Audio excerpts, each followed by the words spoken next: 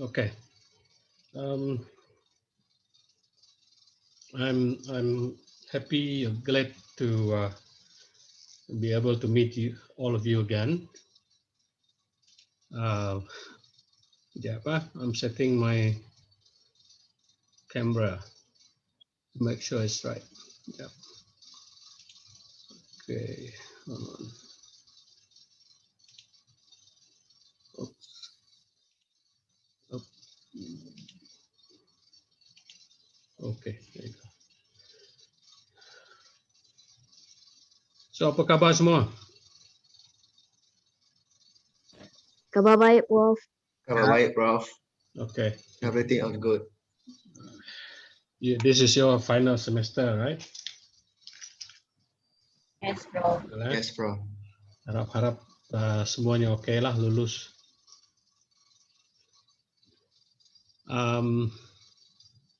Okay.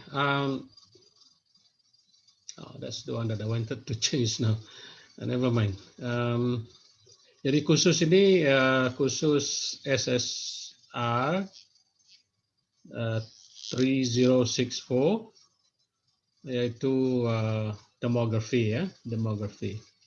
So I hope all of you who are here attending the right course. Yeah?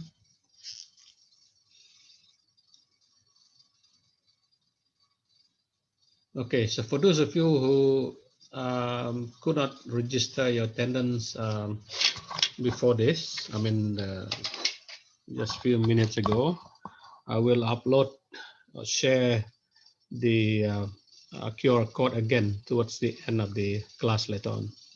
So if I forget, please somebody remind me later. Also, I just would like to thank siapa nama tadi, Anis kah? Anis kah Ani? Who had yang telah membantu saya untuk maklumkan bahawa kelas akan bermula, something like that lah. Right. Okay, the other thing before I forget, now during the lecture, I would suggest that you off ya ataupun tutupkan your webcam, because by doing so you will reduce the consumption in terms of your data, right? But if you wish to speak up or if you want to make comments, it's quite appropriate that you on your webcam lah, pasangkan webcam balik, click it on so that I can see who is communicating with me ataupun yang sedang berhubung dengan saya. Okay? Tapi kalau tak nak tunjuk muka pun okay jugalah, ya. Yeah? But as long as I can hear you, later on. Alright. So ada beberapa perkara yang perlu saya umumkan. Yeah, few things I need to announce beforehand. Now this course,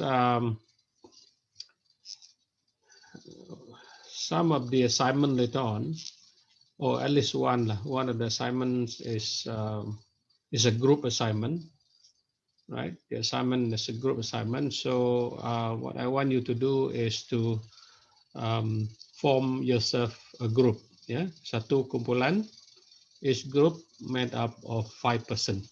5 orang untuk satu kumpulan.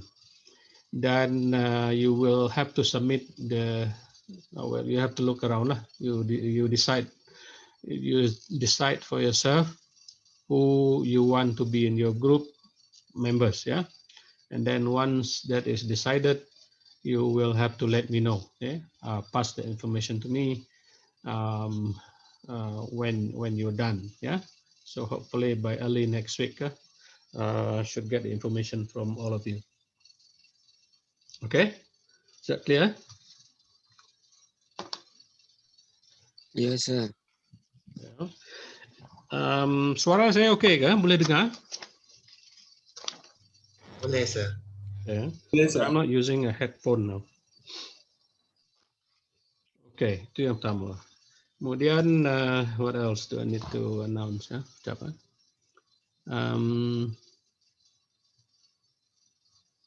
So I guess that's about it. Now let me share with you. Sorry. Let me share with you what this course is all about.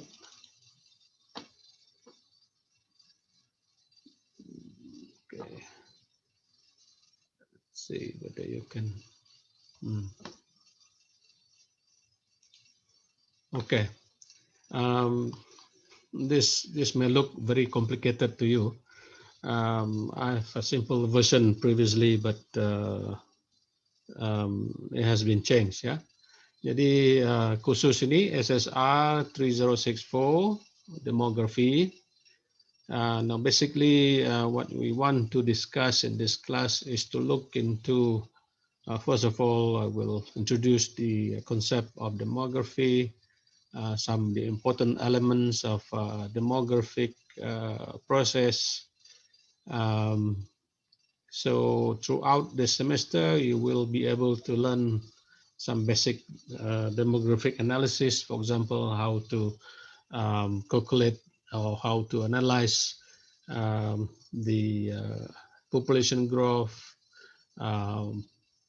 or in other words, the birth rate, the death rate, and so on and so forth. Yeah, that will be some of the things that we will cover. Besides that, we will be looking at some of the implications of all the demographic process on the social factors, for example, yeah, ataupun social factors or factors that may influence the population structure and so on. Yeah. And also towards the end, we will be looking at some of the issues with regard to population policies, with regard to, for example, in terms of food productions, yeah, in terms of the effect of population on the environment, and so on and so forth. So basically, itu yang kita akan that we will go through, yeah, throughout the semester.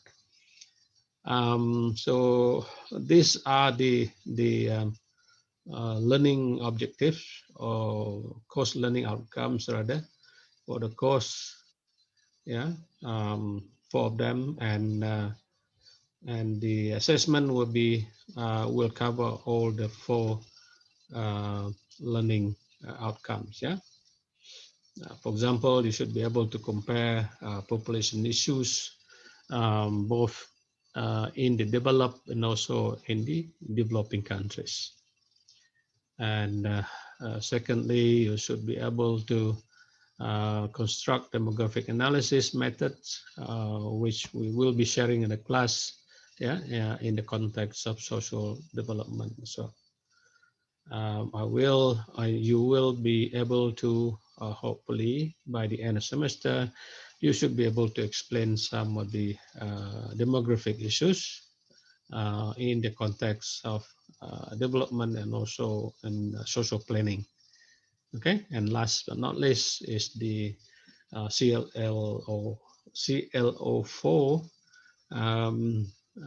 that you should be able to discuss selected population issues in some kind of designated forums lah, yeah. Okay, so that is the goals actually. And let me skip this one, number 8. That was more or less for me rather than for you. Okay, now these are the topics that we will be covering.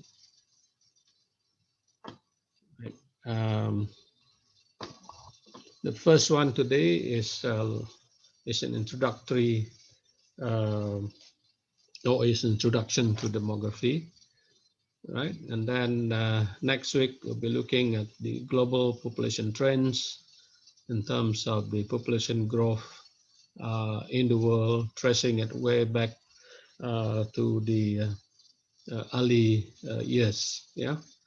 And then after that, we'll be looking at some of the theories, demographic perspective, we call it, but exactly we are looking at some of the theories of demography, yeah, including the one that I have mentioned several times before on Thomas Malthus and so on. But there are also a lot of other theories of demography as well, yeah? Or theories of population growth. Yeah?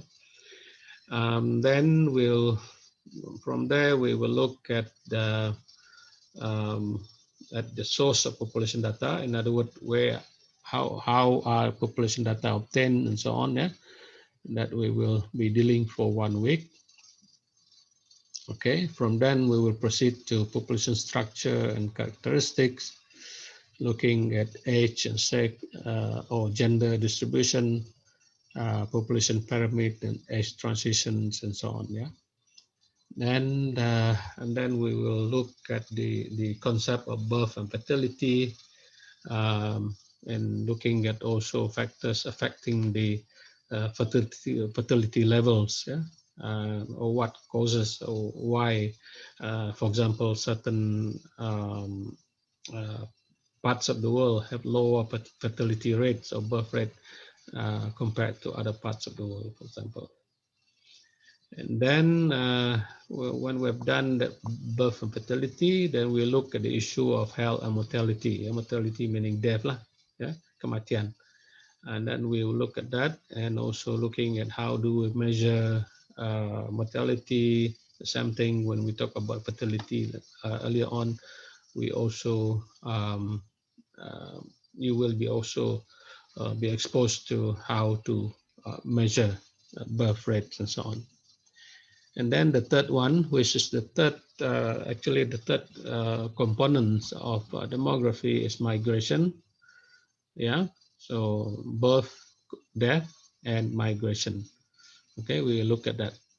We're talking about international migration rather than internal migration. And then from then, we will go on to look at some of the transitions. Yeah. First of all, we'll be looking at the family transition or household transitions, how the concept of family have changed, and household also have changed over the years, right? So we look at life chances, and the diversity and the changing family composition, and so on. Yeah. And then towards the end also we'll be looking at the relationship between population and environment, how population affects environment, environmental concern here. We're talking about environmental impacts of population growth on development. And then if we have time later on, we will be looking at the how, or rather the population estimation, or how to estimate population in terms of projection or forecast. I said this is depending on the time that we have later on. In the past, sometimes I include this portion, sometimes I didn't. Yeah, but definitely population policy, I will discuss that later on with you towards the end semester. Ya, policy apa namanya, populasi that different countries have in the world, and also a very pertinent issue now is aging, ya, aging population. Aging population ini maksudnya bukan sahaja ada terdapat populasi orang tua, tetapi the concept of aging population is where the proportion of people who are age 60 or 65 and above are increasing, yeah, increasing in numbers. Okay, so there is what they call a bench, or rather the levels. At certain percentage, if a country has more than certain percentage of population who are age 65 or 60 and above, that country can be categorized as an aging population. Right? But we will be looking at issues related to old age, yeah, and how that affects social as well as economic factors. Yeah?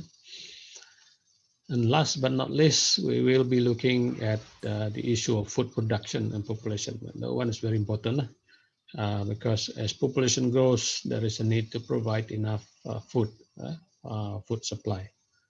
Okay, so that is basically what I will be covering this semester with you. And I hope, well, there is already indication, but my current contract, for some of you who may not know, I'm on contract now as a professor in the faculty. The current contract that I have ends in April, yeah, next month actually, end of next month. But there is an indication that they may extend my contract at least until the end of the semester. So I will be with you, hopefully all the way for the semester until you finish. Okay, maybe that's good news for some of you lah. Maybe not all of you. Okay, but hopefully all of you. All right. So in terms of assessment, ya, cara penilaian khusus ini, we have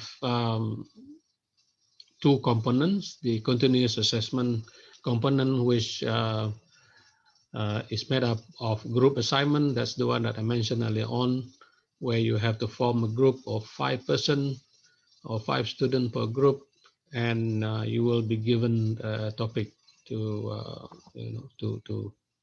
to do, yeah, for your group assignment.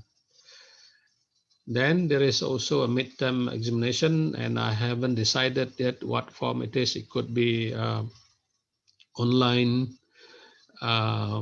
synchronous, or it could be a take home. I will decide later, right? And as part of the group assignment, there is this presentation. Now, presentation is related to your group assignment. So that is actually part of the 30%, actually, yeah, 30% for your group assignment. The one written assignment is 20%, and the presentation is 10%. Okay. All right. And then there is the final assessment, and I'm still thinking of final exam as the format for the final assessment. Okay, maybe sama dengan khusus yang pernah saya ajar dulu lah, di mana there is a final exam, but in the form of a take home, like a 24-hour kind of period for you to take your exam. Clear? Paham, eh? I think I have uploaded this course outline on your ELIP, and you can look at that for the details later on. Any question?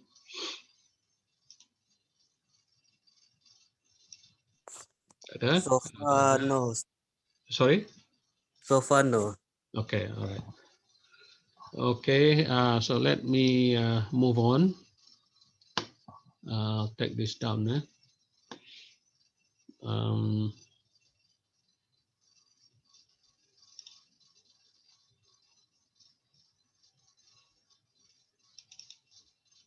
Okay, so this is our lecture for today.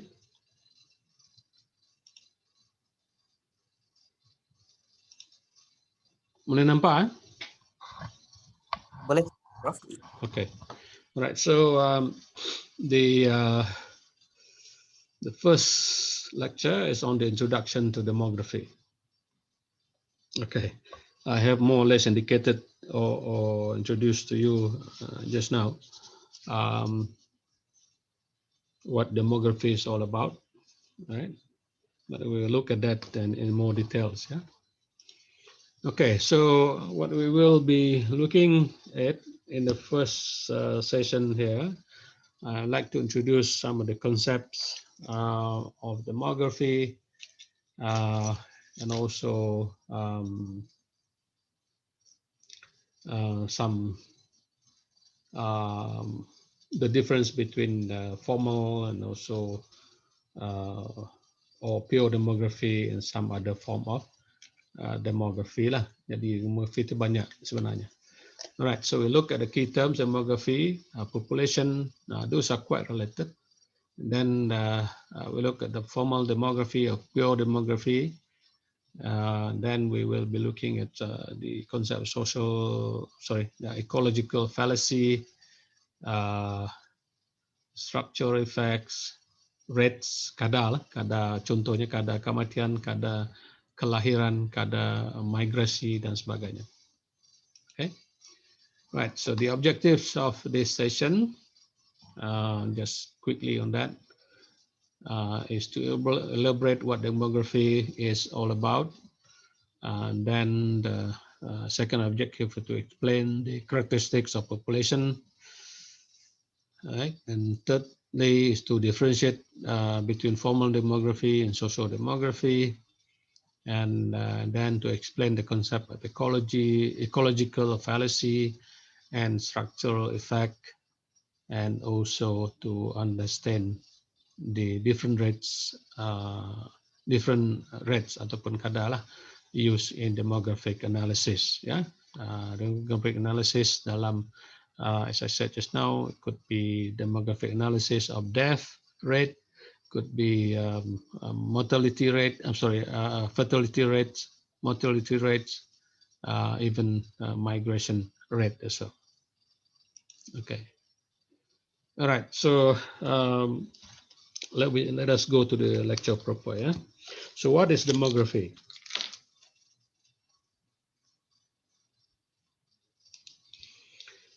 Okay. One very simple definition of it is that it is a scientific study. Yeah, it's a scientific study of human population. Okay, scientific study of human population. So we're not dealing with plants, animals, and all that. Yeah. Dibandingkan dengan there is another concept quite close to demography, which is known as population studies. Tapi population studies too that also include plants, animals, and so on and so forth. Yeah, other living things, for example. Yeah, but demography is specifically dealing with human population. Okay, so the concept of demography was actually coined way back to the 19th century in 1855 by Achille Guelat, yeah, Guelat, who then used it in the title of his book, Elements de Statistique, and he was a Frenchman, yeah, Human Demography Compare, yeah, that's the title of the book lah. Okay, so the word itself, yeah, demography, its origin is from Greek, yeah, word demos. Demos meaning people, right? So graphy is study lah, right? So demos, people. Okay, so that's where it came about. So the concern in demography is on the characteristics of living people or living individuals. Yeah, the characteristics of those people.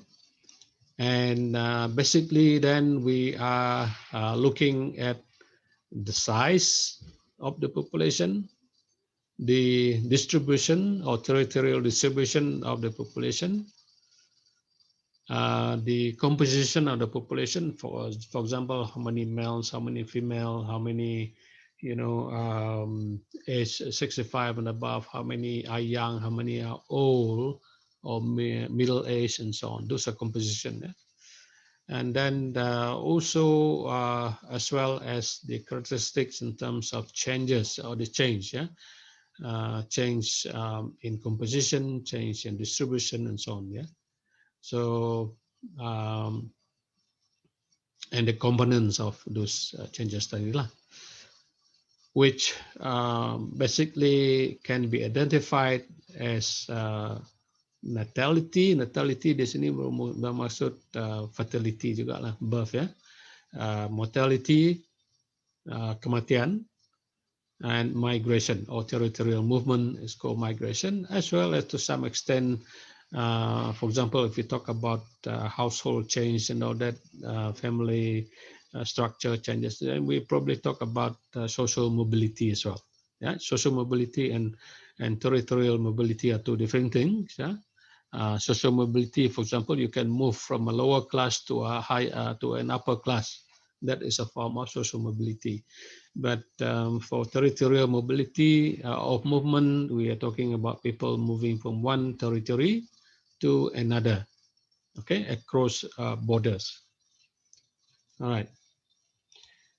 So this, I just show you one slide you can find somewhere just to more or less tells you about basically demography. Yeah, it deals with three things mainly.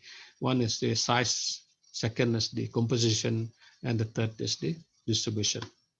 Right. So basically, the elements ataupun the important elements atau components adalah fertility, mortality, and migration, and sometimes also included social mobility as well. Yeah, the effect of marriage, effect of education, and so on.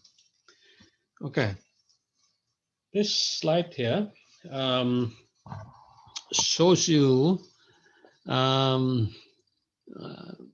This is something taken from up above, yeah, above the earth, where the darker, taken at night actually, yeah, nighttime lights, yeah. So darker areas, which are all these dark areas here, indicate the most lights at night, yeah. Suggestive of population distribution, in other words, to indicate the distribution of population in the world. Jadi, the more the darker it is, the more lights that you can see from above, yeah. Okay, from the satellite, whatever lah. So maknanya yang lebih hitam kalanya lebih ramai manusia duduk situ. Okay. So what can you conclude from here? In terms of distribution, okay, certain parts of the world are populated or have a lot of people, but at the same time there are a lot of areas which are light or no or light color, indicating that there is less light in there. So that indicates that population is not or less in terms of population distribution. For example, Australia, it's a big country, but in terms of the night lights, you don't see that much. It's mostly on the eastern coast of Australia, right? Even in US too, the western part, other than California, the rest of these areas are not so densely populated. Russia, for example, most of the eastern part of Russia tidak ramai orang duduk situ. Africa, in terms of the two things actually. Okay, assumption di sini adalah people are using light at night. Nah, kalau orang tak pakai light at night, of course you can't see. Yeah, but that is the assumption. So these are the populated area: Japan, China, right? On the eastern part of China, eastern part of China. Western part of China is not heavily populated, right? So that's just to. This is from Wick's book on population, yeah, in 2008.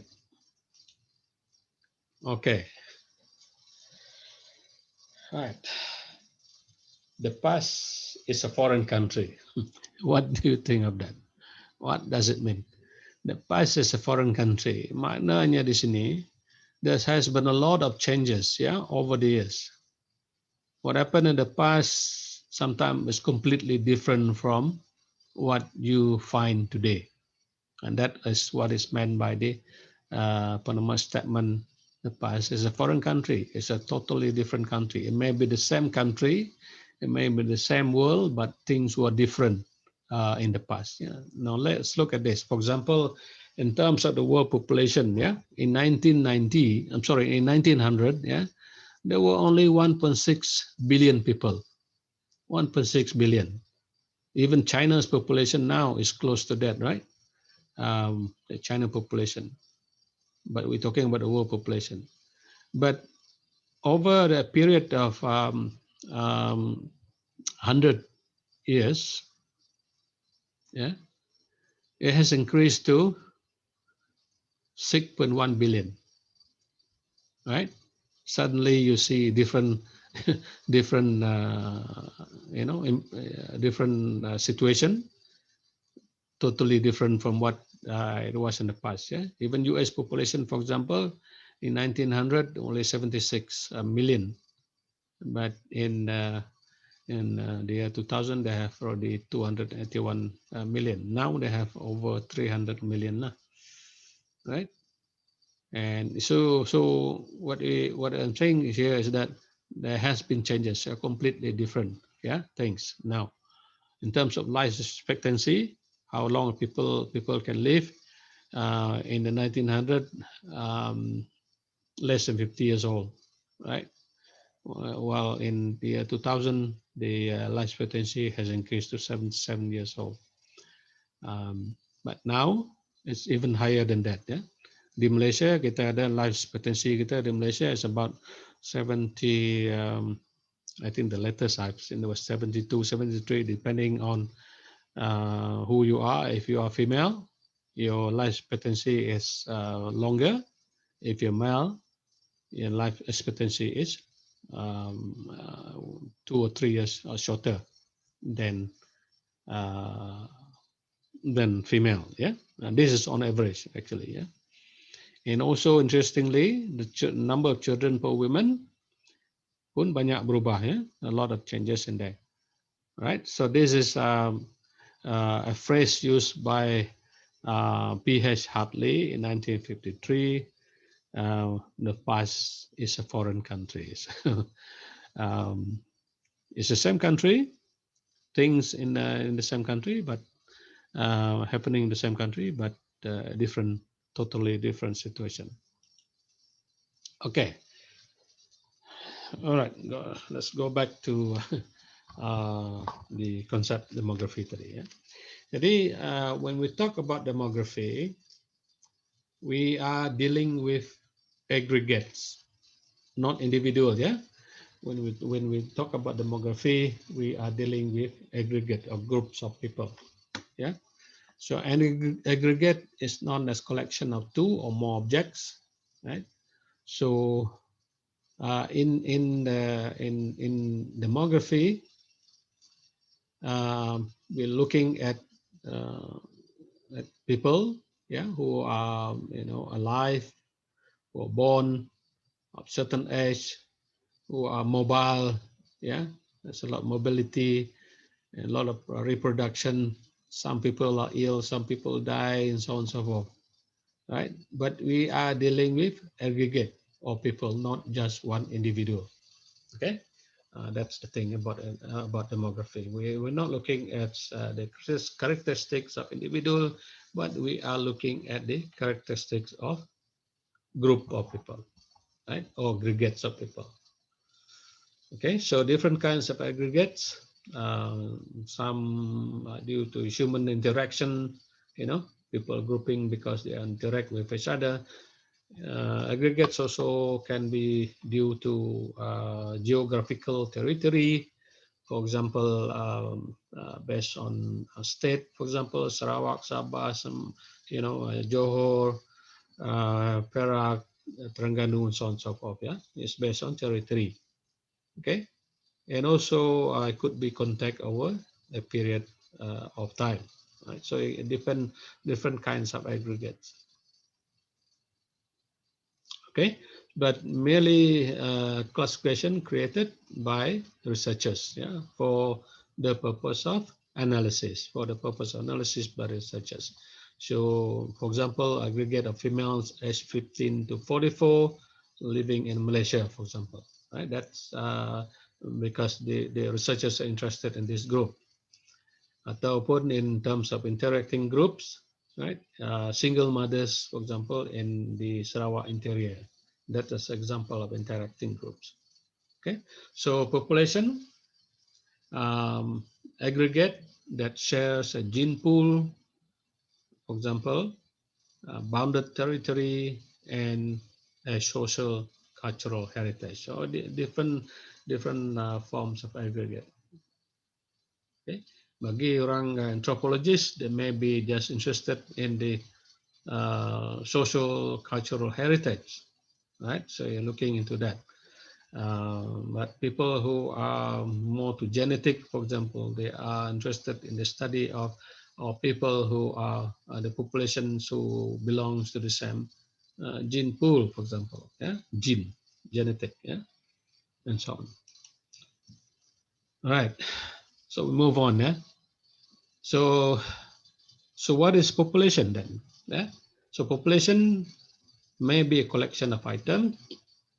It may refer to, but most of the time we are referring to people as far as demography is concerned. Yeah, but population per se refers to collection of item, objects, or living things. Yeah? So to demographer, it means a collection of people which may be seen in two ways. Ya, dengan dua cara. Yang pertama adalah where population of people who are alive, ya, yang masih hidup, ya, at a particular point in time. For example, the census that was conducted in 2001, yeah, the Malaysian census collected information on all people, every people in Malaysia on the night of Tuesday, August 7, 2001. Okay, so those people who are alive at that time.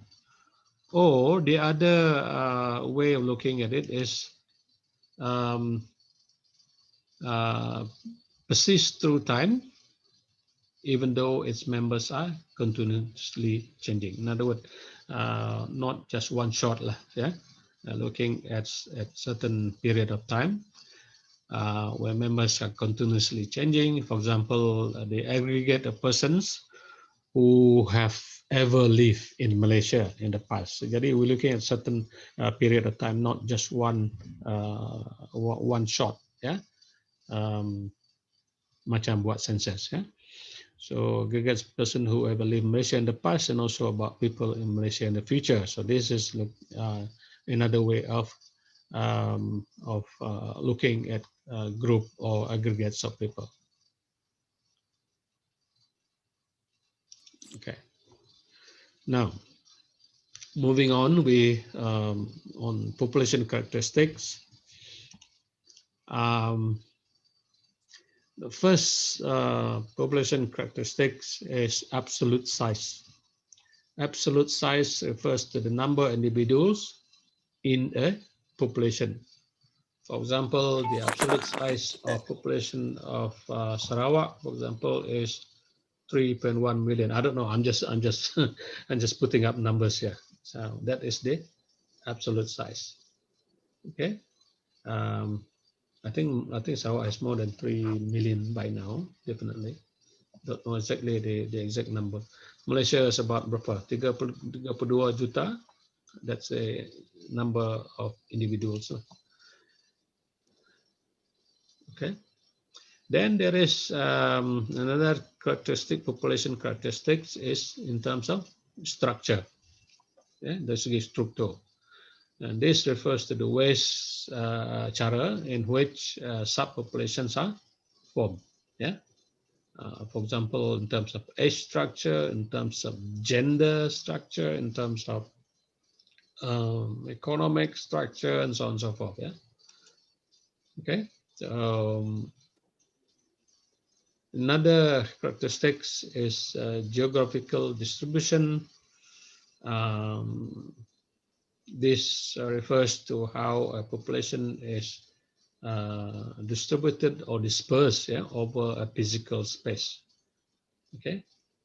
In other words, how many people are living in northern part of Malaysia, how many people are living in the southern part, in western, eastern, the central, and so on and so forth. This is talking about physical space, yeah, geographical distribution.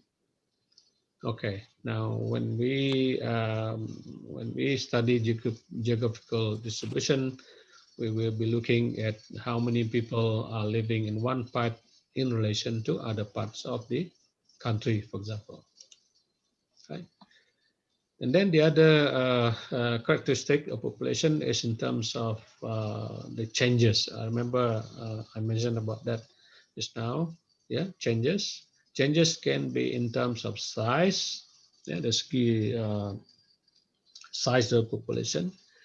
Changes can also be in the form of the structure of the population as well as the geographical distribution. So it's very dynamic, in other words. Yeah. So it changes over time. It can change drastically. Sometimes, in some other aspect, it may be changing slowly. Yeah. So the dynamic aspect of these characteristics is changed over time. Okay. Another, of course, this is a very important one, important population characteristics. We are looking at vital events. Yeah, vital events in demography. Vital events are events which are very important event. Yeah, contohnya kelahiran, birth. Yeah, birth is a very important event. Without birth, there will be no additional people or no additional person in this earth. At the same time, there's also another important event, vital event, which is death, ya, kematian. Kematian ini merupakan satu faktor yang menyumbang kepada untuk mengurangkan populasi. And then we have another vital event which is called migration, ya, migrasi, migration. And this vital events determines the rate of population growth. For example, if we have a very high birth, or rather so many birth, in other words, kelahiran banyak, tetapi kematian sedikit, maka secara keseluruhannya, the number of people will increase. Yeah, population will increase, right? And this is talking about the world population. When we consider different countries, different territorial region, then migration becomes a factor. For example, yeah, if there are a lot of people migrating to Malaysia, for example, then there are people who migrate out of Malaysia. Yeah, that will positively contribute to the size of the population of Malaysia, or for that matter, to any other country as well. Okay. So a naturally occurring population, whether it is human or non-human, portrays defining features or characteristics that set it off from other kinds of aggregates. Yeah. So we have, for example, what is known as relative endogamous. Relative endogamous ini refers to the practice, practice at least among human lah, of marrying with specific group, caste ataupun kasta ke, ataupun ethnic group ke, yeah. So in other words, when you practice endogamous, you're not you don't mate or reproduce with people from outside of the group, for example, yeah. So relative endogamous to mate or to produce with one another. So several populations which are most likely to mate and reproduce with another member, or can mate and reproduce outside the population. So this is where things are happening. Kalau dulu in the past or in the old days,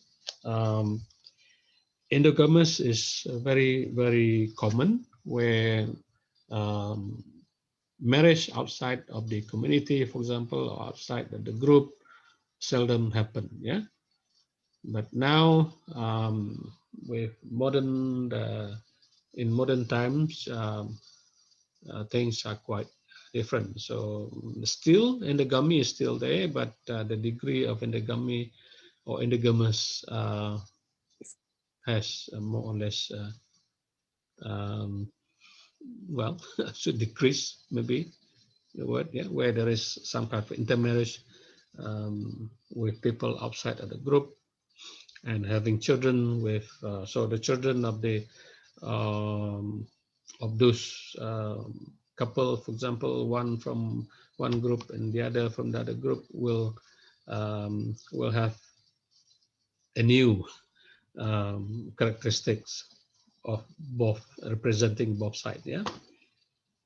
Okay, so that's one. Yeah, and then the other one is the sharing of bounded geographic territory. Yeah, sharing of bounded geographic territory. In other words, living in the same territory.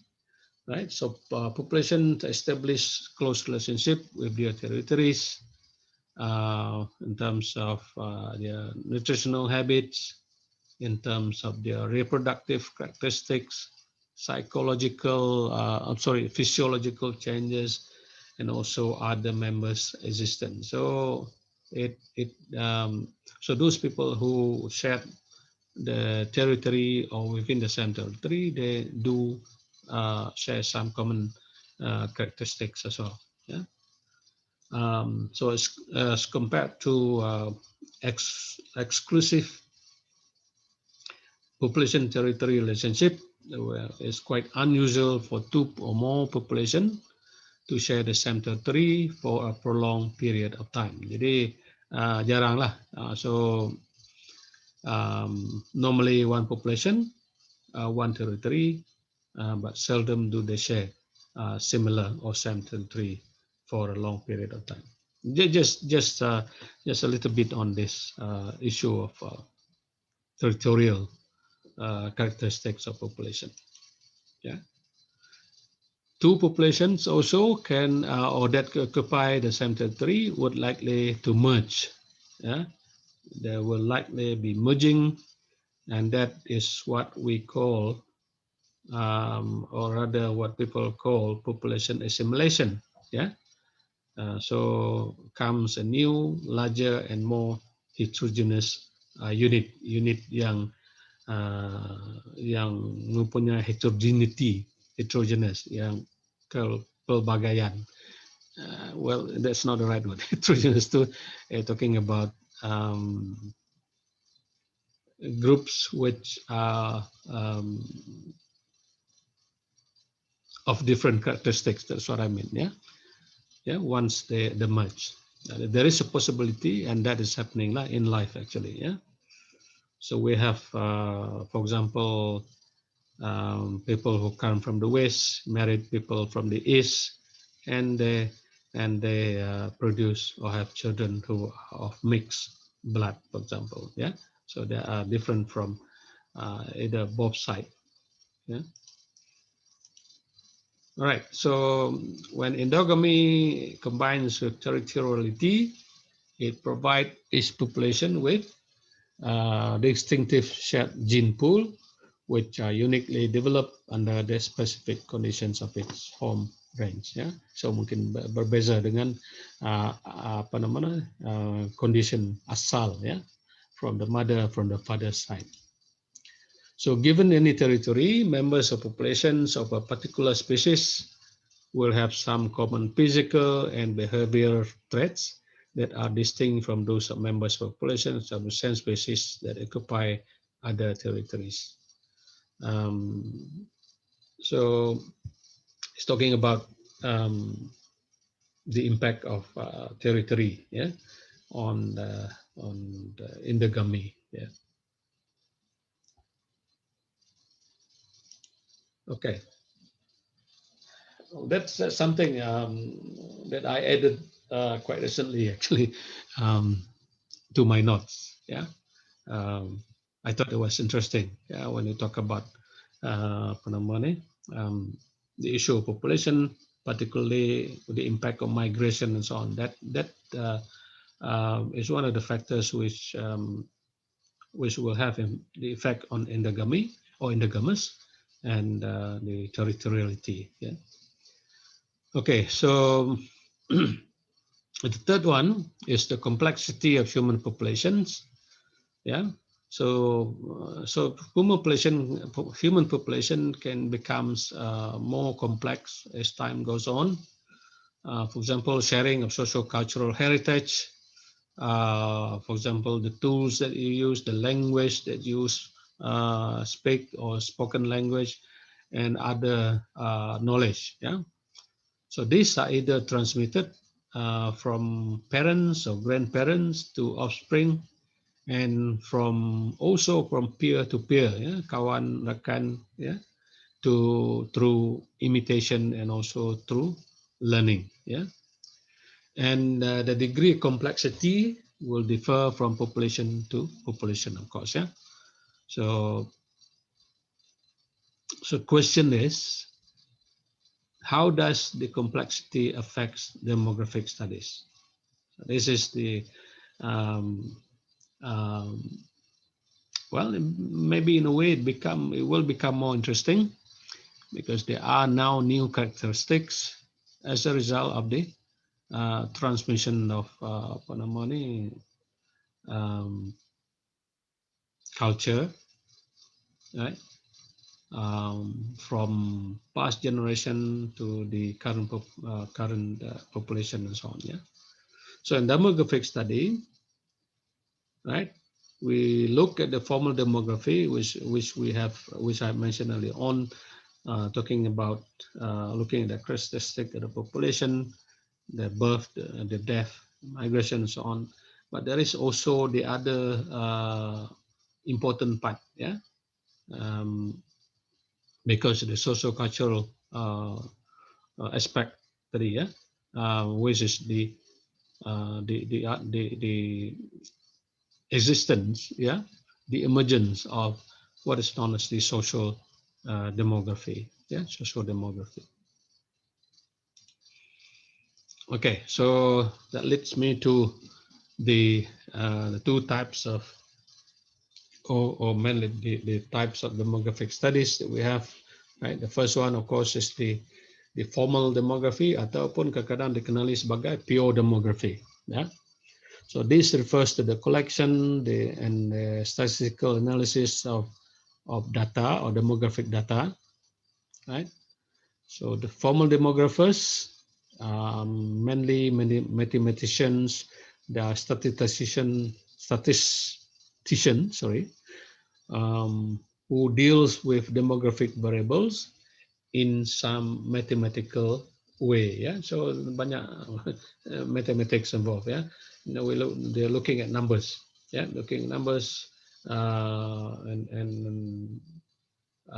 analyze. Yeah, those demographic data or variables.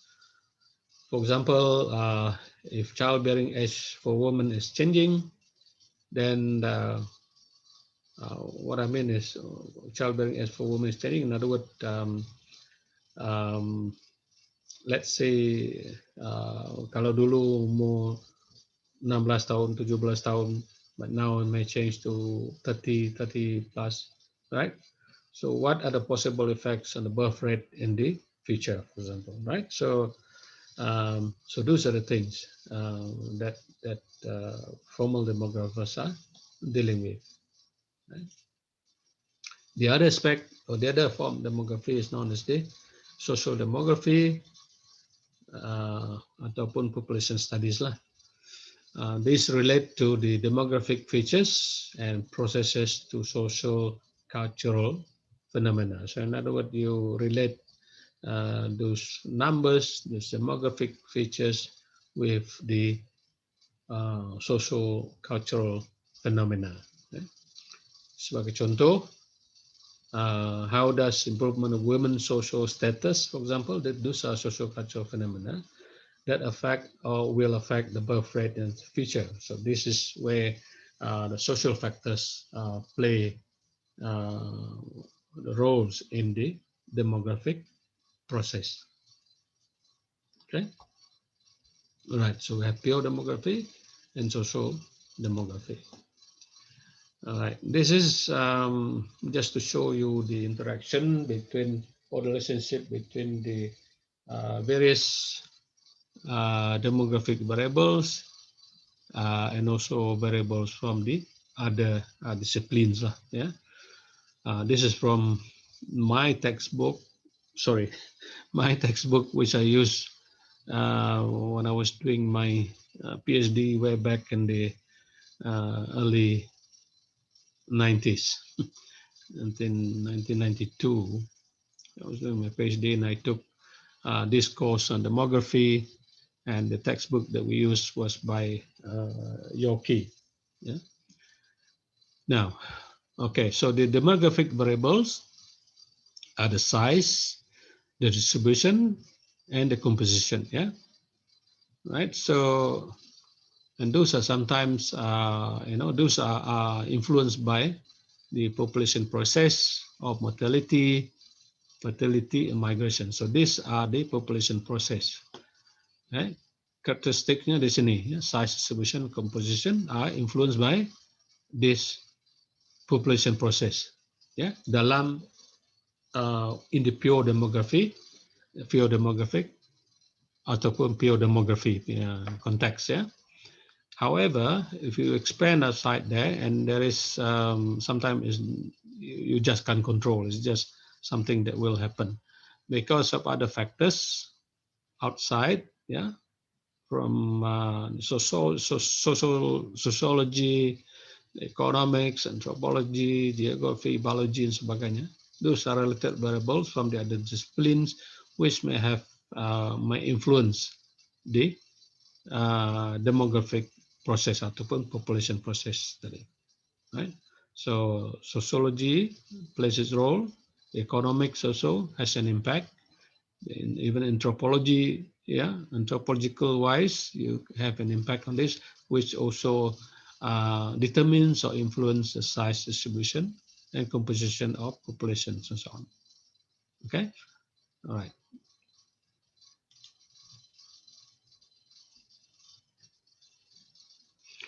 Okay, so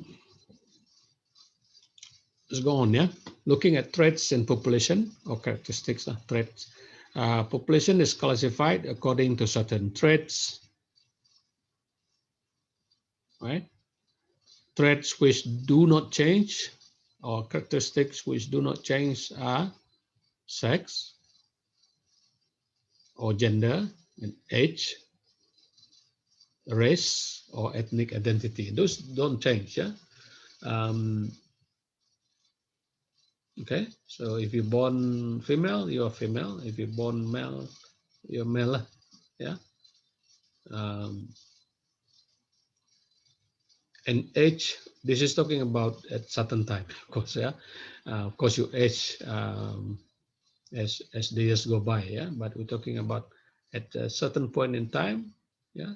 Either male, female, you are certain age group, belonging to certain ethnic group, and so on. Another way to classify adalah menggunakan societal roles, ya, peranan di dalam society ataupun masyarakat. For example, sex and age are used to ascribe roles. If you're female, you have certain roles. If you're young, for example, there are certain ascribed roles, ya, peranan-peranan yang berkaitan dengan peringkat umur dan sebagainya. The other classification can be based on government's concern. Yeah, government's concern. For example, based on economic welfare and workforces, for example, um, which group um, in the workforce and so on. Yeah. So classification can also be based on literacy, education, occupation, and income. So those are ways of the classification of the population. Yeah. So you can classify according to gender, according to age. You can classify according to roles. You can even classify the population based on some other uh, or factors or concern. Yeah, um, economic welfare, for example, how many are poor, how many are middle income, and so on. Yeah, how many needs assistance dan sebagainya. Yeah. Um, PP, PPRT, and so on and so forth. Yeah, only those group deserve to be given, of course. Yeah, right. And also, other than government's concern, there is also classification based on public concern. Yeah, public concern, where the size and distribution of sub-societies within a nation, right? So subject of ethnic identity, for example, may be important matter for some members of the public. So how many people of certain ethnic groups or minorities and so on and so forth. These are issues, yeah, for public concern. Okay. So changes may also occur as a result of certain acts undertaken ataupun dibuat by members of the population. Right? For example, migration may affect, yeah, people moving around or move away from one place to another. Okay, that is that may affect the changes. Yeah.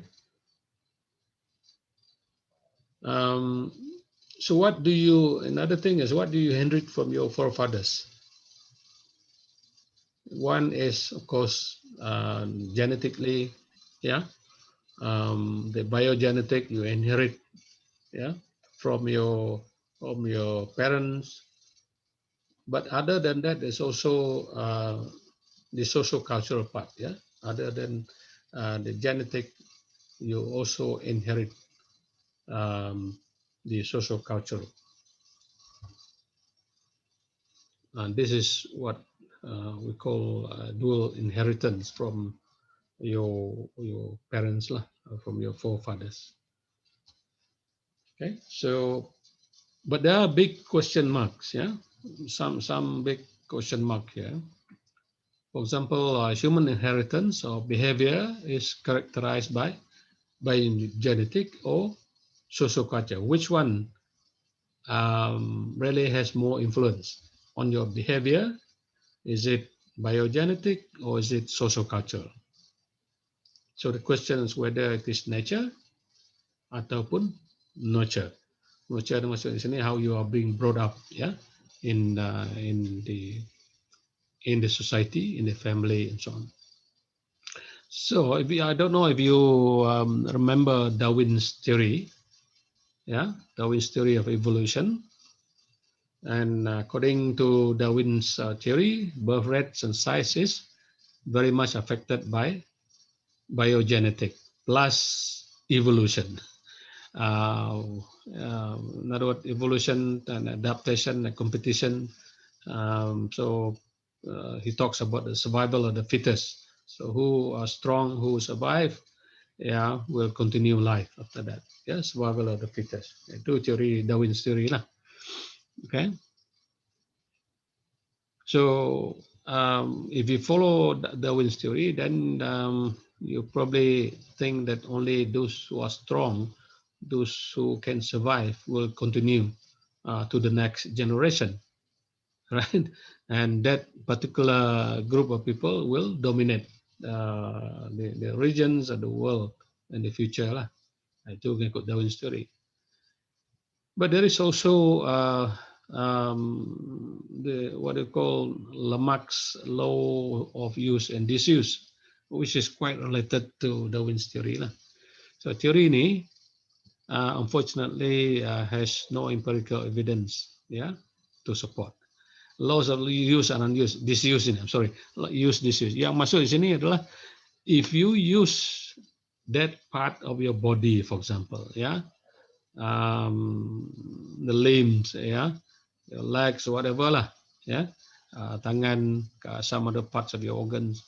So that particular parts of your organ tends to develop, tends to maybe become stronger, bigger, and so on. Compared to if you don't use something or part of your body, that apa nama ni, that particular organ or part of your body will eventually disappear. Now, maksudnya, if there was an experiment just to prove whether or not Lamarck's law of use and disuse is valid. So what they did was they did an experiment with animals. Jadi kalau the idea was with rats lah, ya, dengan tikus. So what they did was they cut the tails of the rats.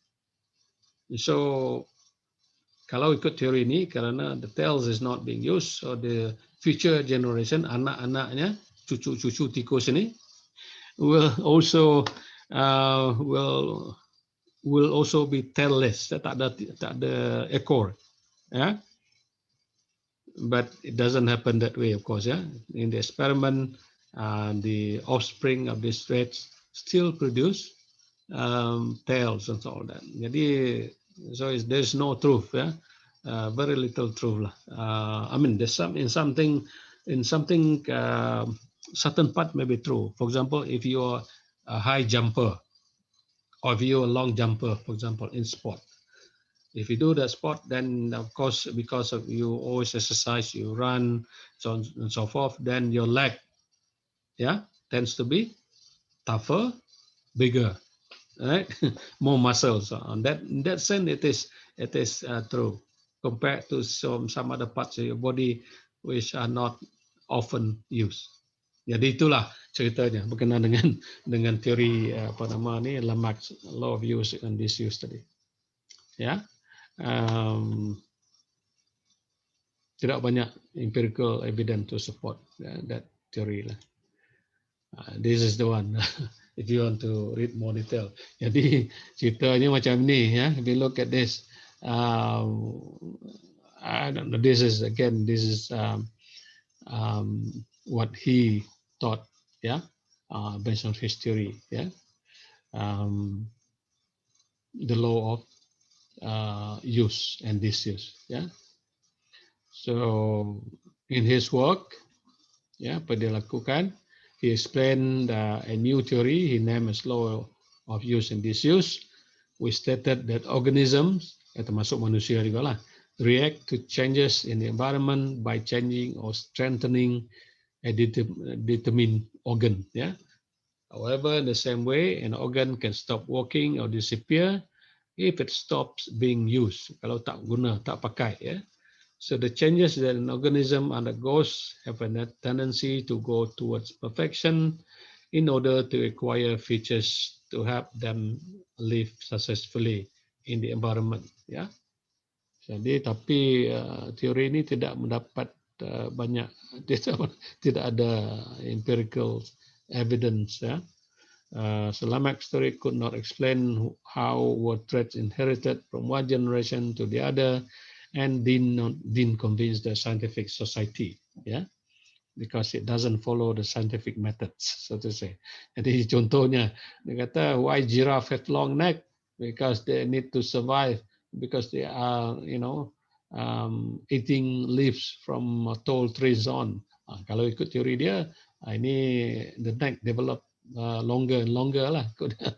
Tapi sebenarnya, it doesn't happen that way. It's just so happened that this animal is actually memang dia panjang long neck and so on. It's part of the survival maybe in terms of if you look at Darwin's theory, maybe there's some truth in that, but overall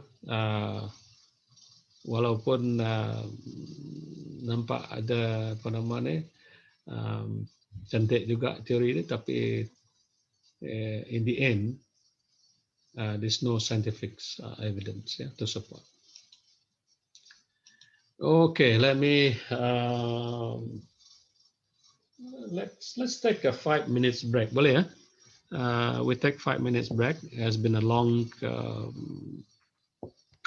1 hour 15 minutes or more or less ya. We take a 5 minutes break, boleh? Boleh. Okay ya. Boleh, Prof. Alright, so kalau nak buat kopi, boleh buat kopi. Saya nak buat kopi dulu nih, nak minum sikit.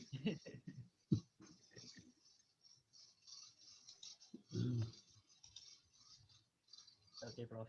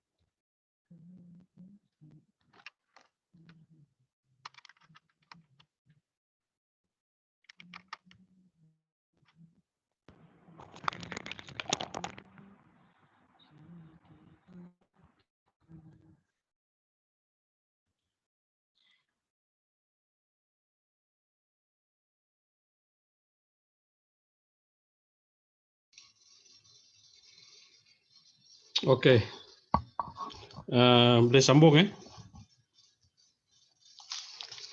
Alright, aggregates and individual. Jadi earlier on I mentioned that in demography we are dealing with aggregates rather than individuals. Okay, and this one here, this cartoon here, is to illustrate that for demographer, he is not dealing with individual person. So whoever Fred Biddling Mayor what is not his concern. His concern as a demographer is to look at the group of people or the aggregate rather than the specific characteristic of each individual. All right. Okay, so demography studies the size and the age structure of population and not the heights or the growth rates or ages of specific children who belong to the population. Jadi lebih kepada umum ya, pada kumpulan ya. There is a tricky connections, however, we can simply draw up a conclusion about population characteristics, dynamics by add up, campur, observations of individuals usually can lead to two common types of error. Jadi I remember in one of the objective we want to, or rather the terms yang that we need to explain the ecological fallacy ataupun structural effect on demographic characteristics. Okay, so what do we mean by ecological fallacy? So ecological fallacy ataupun ecological inference fallacy tadi, and also possible false statement is a logical fallacy in the interpretation of statistical data. Ya, jadi kesalahan lah, fallacy itu salah sebenarnya in terms of interpretation of statistical data where inferences, your inference conclusion about the nature of individuals are deduced from inference for the group to which those individuals belong. Jadi mungkin membawa satu kesilapan, ya, if you because of this ecological fallacy issue tadi, ya. For example, voting behavior, right, bagi orang politik lah, where you assume that each individual in an ethnic group will vote for a particular party, right? So that is example. For example, Malay will vote for PBB, for example, right? Just because there are certain number of Malays, higher proportion of Malays who actually voted for Parti Bumi Putra Bersatu or voted for UMNO and so on and so forth. Yeah. Jadi kadang-kadang tak betul, ya, if we use this kind of assumption tadi. Ya. Another one, this is in US lah, illustration of ecological fallacy with data from a model study of jobless in United States. Jadi ini satu kajian berkaitan dengan unemployment ataupun jobless in United States. So what happened is based on this study, you find certain statistic. For example, there's high percentage of Hispanic, in city A, for example, in the Southwest.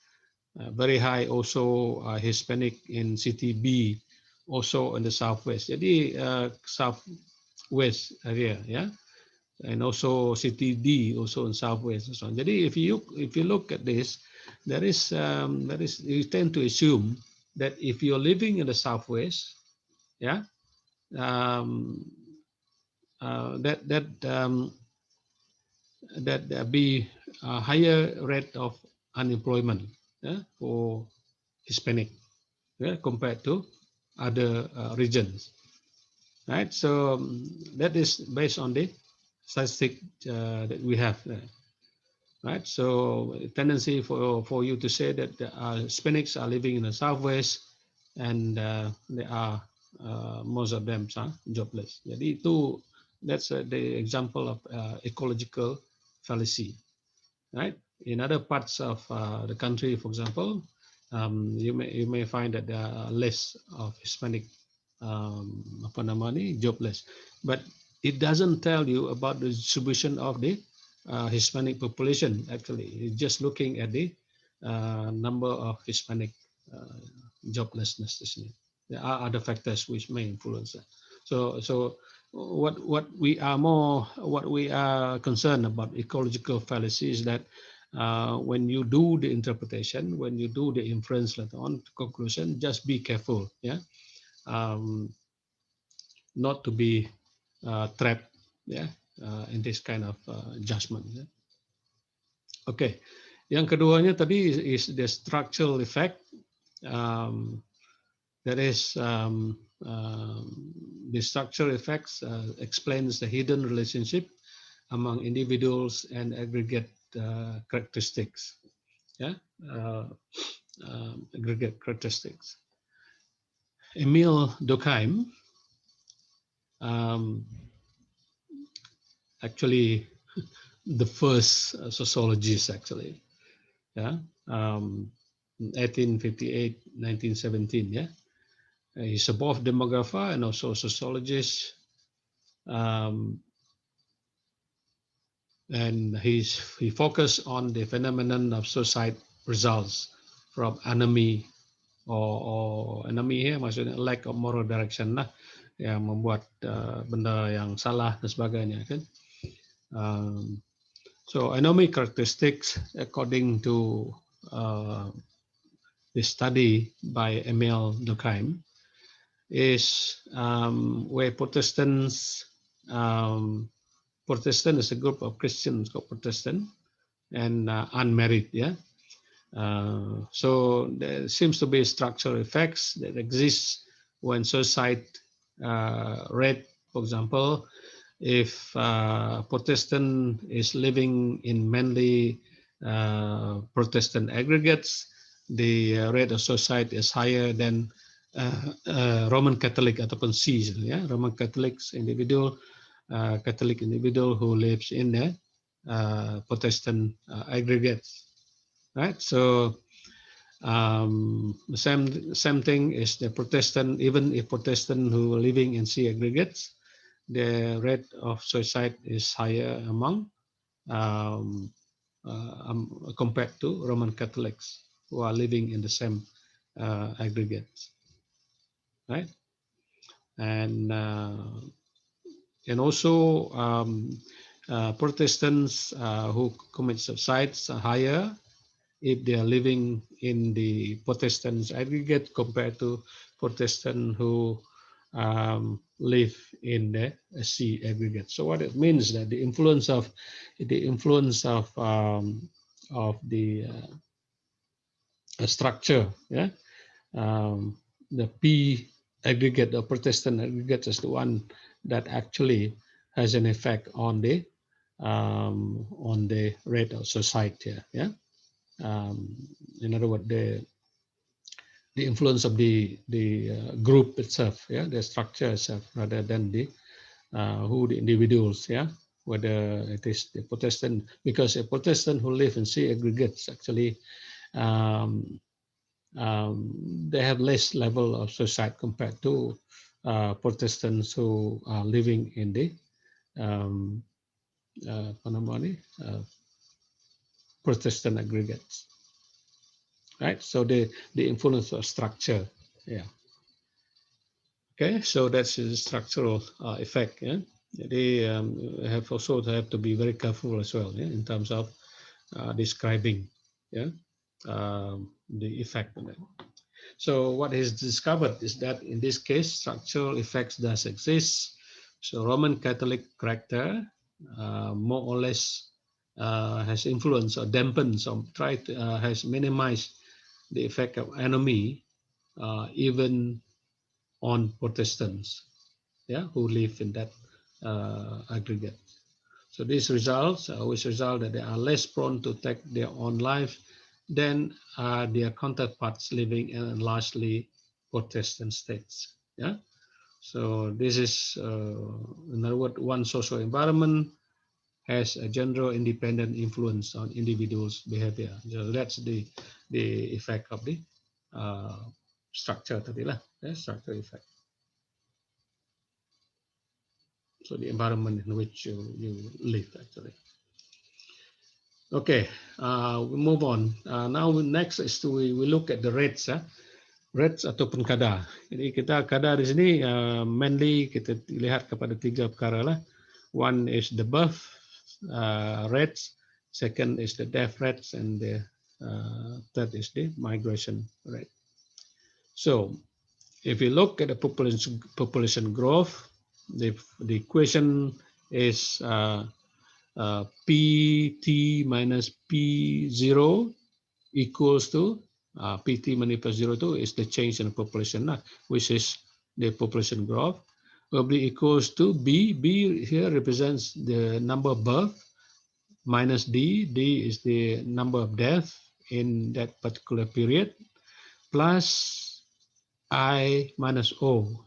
I itu maksudnya is the number of people who migrate into or in migrations, and O is the number of people who move out or out migration, right? So if you look at this, so B minus D is sometimes it's called, this is the natural increase sebenarnya, while as IO is the net migration.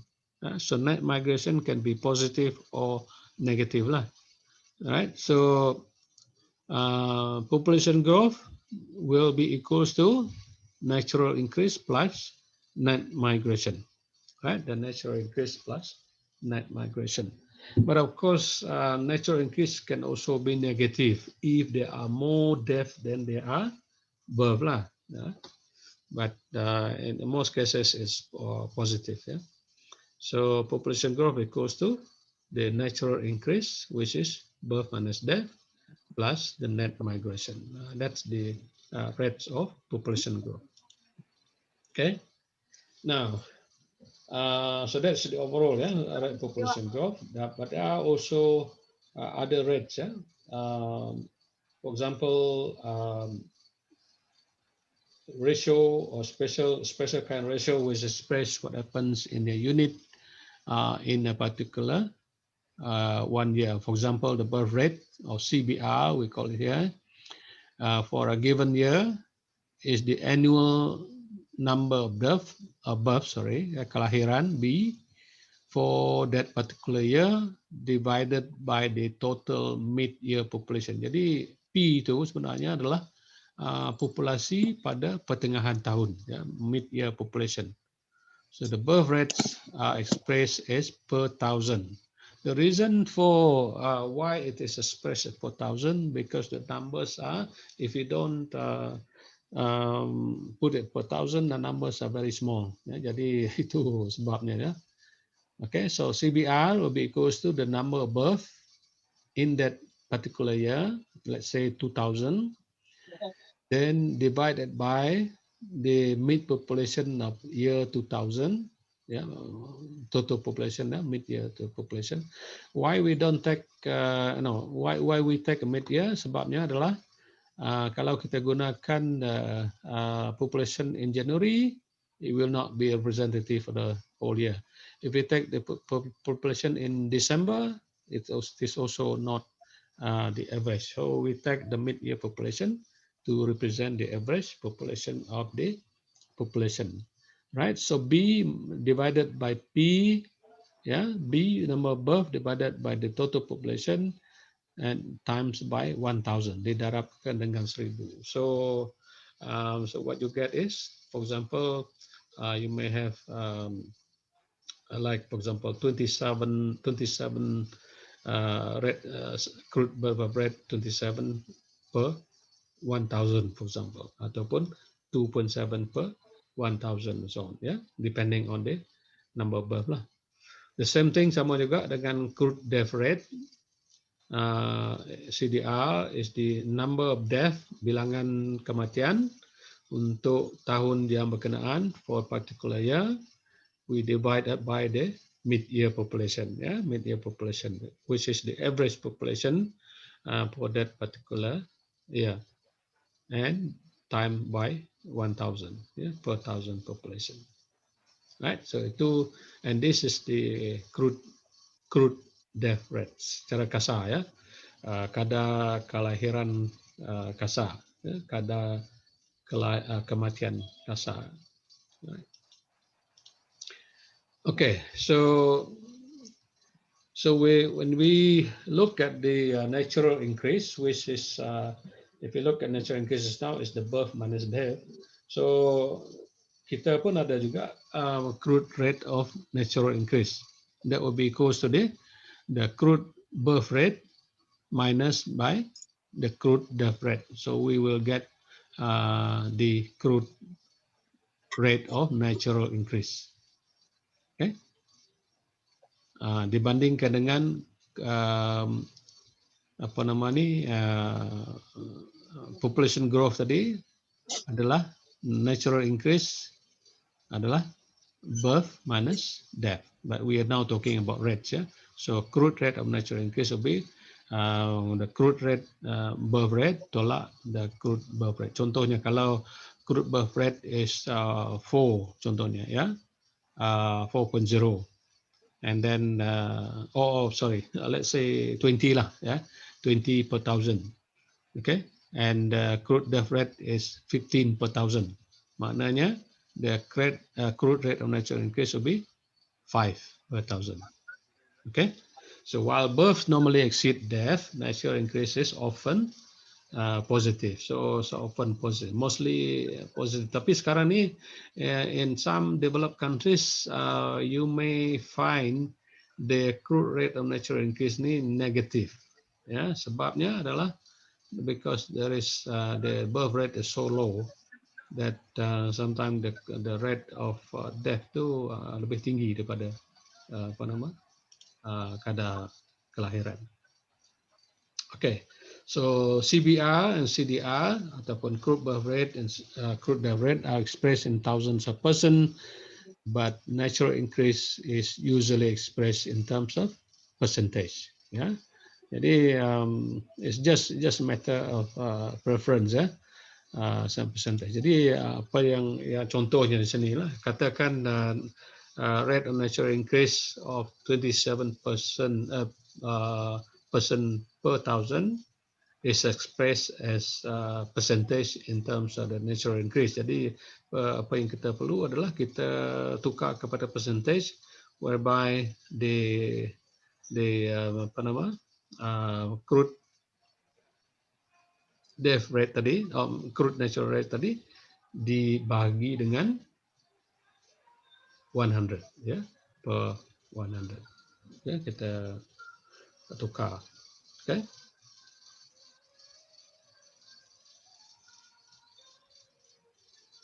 Right.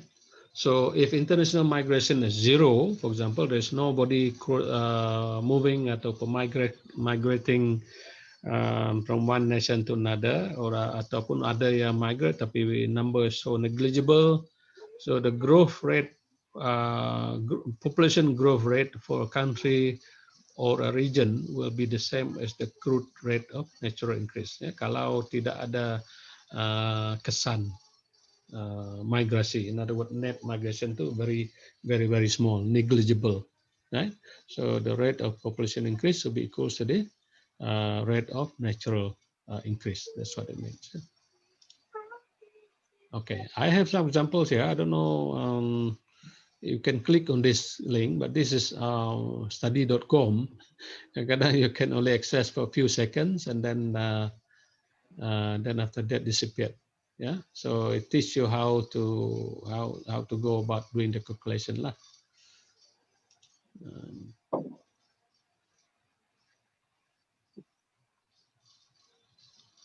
Kamu boleh nampak ni kan? Tak boleh. Tak. Tak. Tak nampak. Okay, I know. Kena I share just know screen that. semua. I just know that. Yeah. Kejap kejap. Kejap.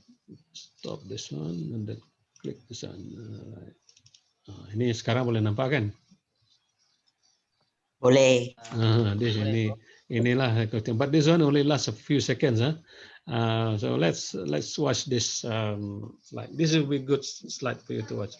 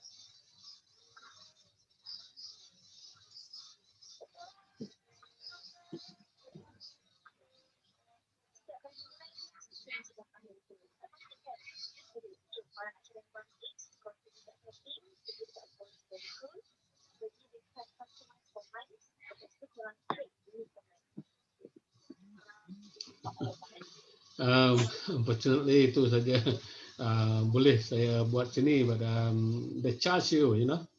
I don't know if you're a student. If I'm a teacher, they will ask me to subscribe and I have to pay in US dollars. I didn't want to do that. Okay, let's close this one. Itu cara tadilah, just briefly. What's that? Okay, let me load up my.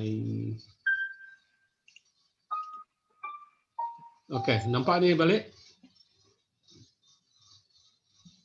Nampak, Prof. Okay, thank you. That was just to illustrate tadi lah yang tadi. Okay, kita pergi kepada some application of pure demography and population studies. We're moving towards the end sebenarnya, okay, of the lecture. Okay, some of the application of pure demography and population studies, right?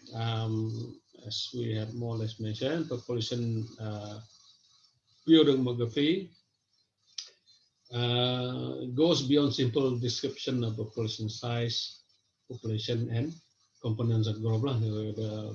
As you can see from the course outline tadi, yeah, it's a scientific discipline definitely, yeah, satu disiplin, dan it deals with studying and also explaining the determinants and also the consequences of population trend, apa yang berlaku ataupun apa yang menyebabkan tren dalam populasi meningkat ataupun tidak sebagainya, dan juga kesannya, ya. For example, developing theoretical model specifying the relationship between changes in fertility, which is the cause, yeah, and changes in age composition, which is the effect, yeah. For example, if there is a decline in fertility rate over a number of years, what it does, kesannya nanti akan kepada composition of old age people akan meningkat secara as a proportion, ya, sebagai relative, ya, to the total population, ya, kerana bilangan anak muda akan berkurangan because of fertility rate decrease. Okay, so what are the demographic variables? Okay, one is population size, we have seen earlier on. Another demographic variable is population distribution, growth and its components, yeah, yang mortality, fertility, migration, and those are called demographic variables. Yeah. The non-demographic variables, which are variables which are related from other discipline, for example, from sociology, economics, anthropology, geography, yeah, and so on, yeah, including biology too. Okay, so these are non-demographic variables. Yeah, these are the demographic variables. Okay, so when you combine pure demography with other discipline, it will generate other branches of demography, or sometimes called population studies. Yeah? Right. For example, social demography, if you combine with sociology, we have social demography. If you combine it with economy, then we have economic demography.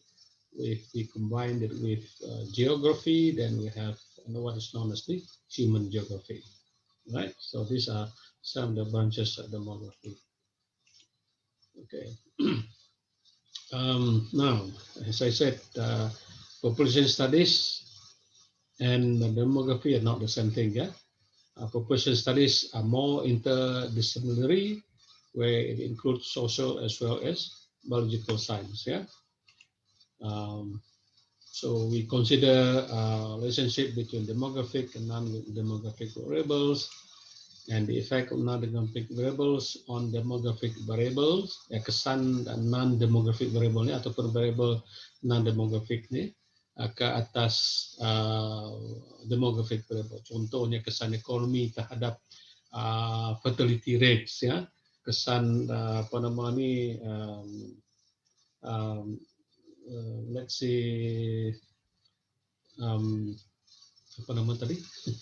social science ataupun sociology, ya,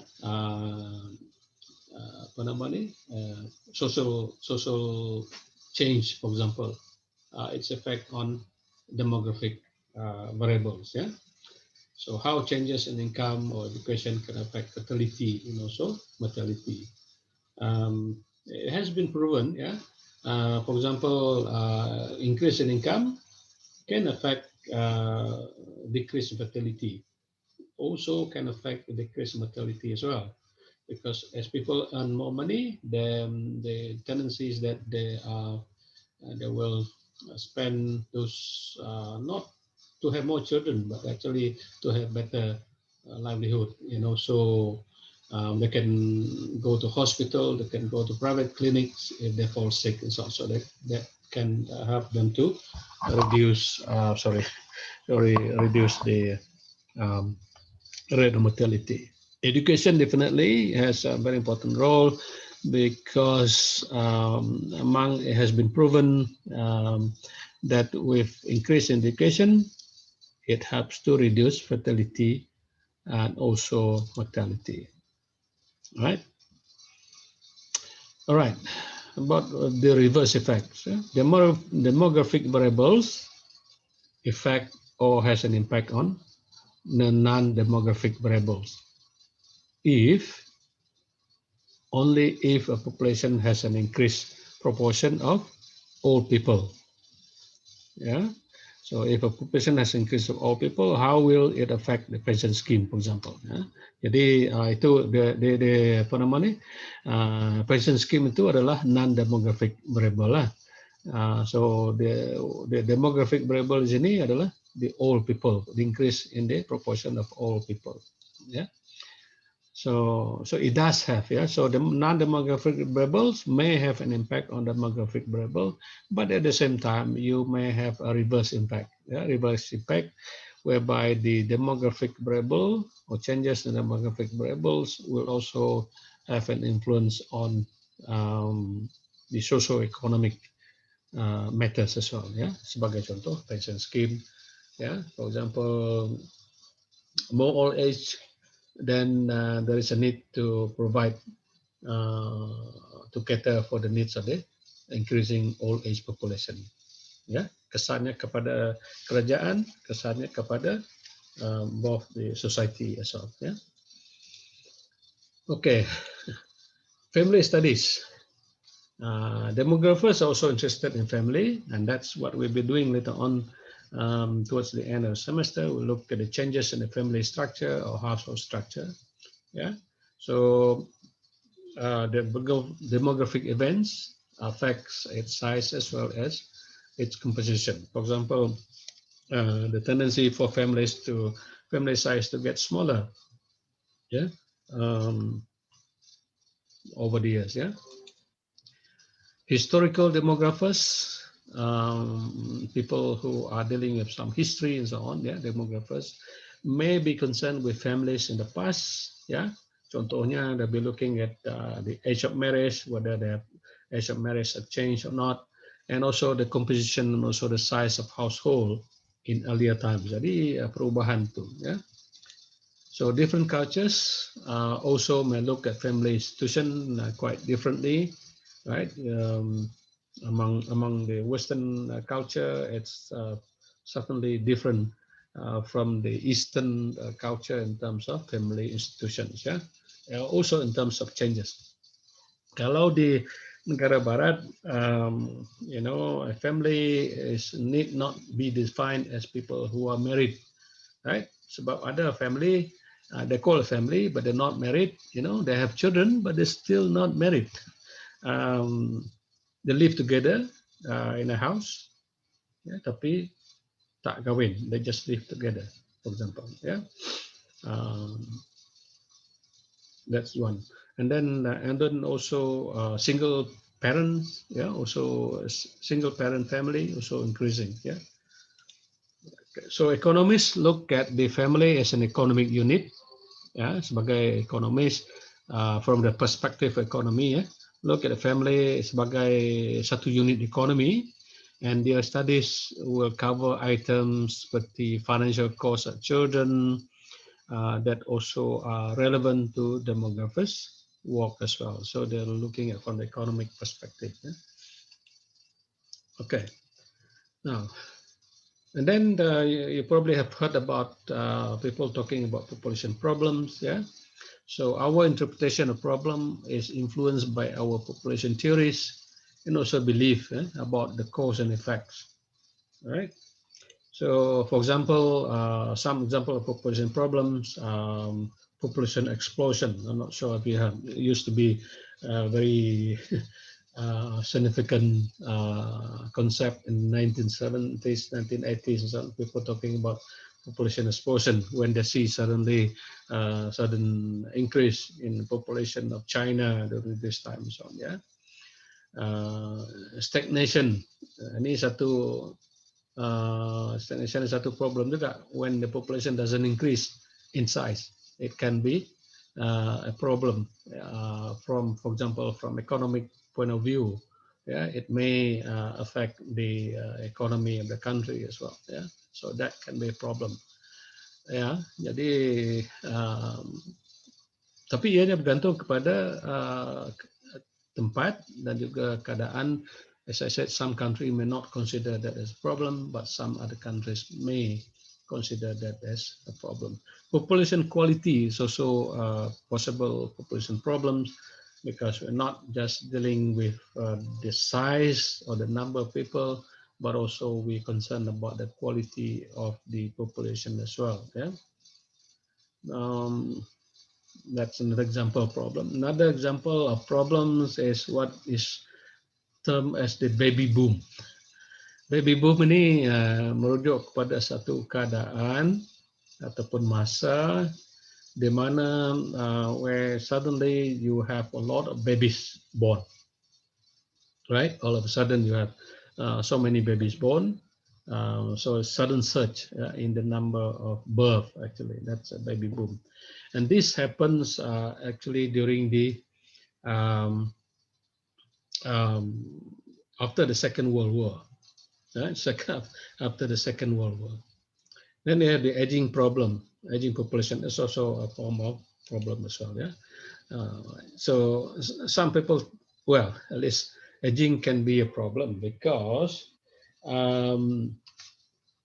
if you have a high number of high rate of ataupun high proportion of old people, that means the country will have to provide, not only the family, country will have to provide for old age needs, ya, rumah, sistem kesihatan perlu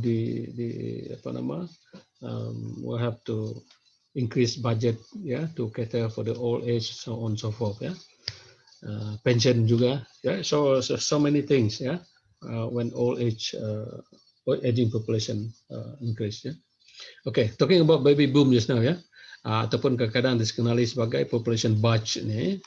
So this is the substantial increase, yeah, in the birth rate 1947 to 1966. That's a period after the Second World War. Now, what happened during the Second World War? Right, people go to war, but who are those people who goes to war? Are young people, unmarried, very young. Okay, so those who survive. Yeah, when the war ended, they go back, they get married, and have children. Now that's the result of that. Yeah, disebabkan oleh returning from war, getting married, and having children. Jadi itu yang dikaitkan dengan baby boom tadi. Yeah, so it was most apparent in Canada, United States of America, Australia, and New Zealand. So question, why these countries? Because these countries send most of their young men to the war zones, or rather where the conflict happened. Yeah. So, for example, Australia and New Zealand, they send their soldiers to Asia. Yeah, to have the Canadian, United States, they send their troops to Europe and so on. Yeah. Jadi when they come back, yeah, they settle down, they get married, and have children. Nah, itu sebabnya, ya.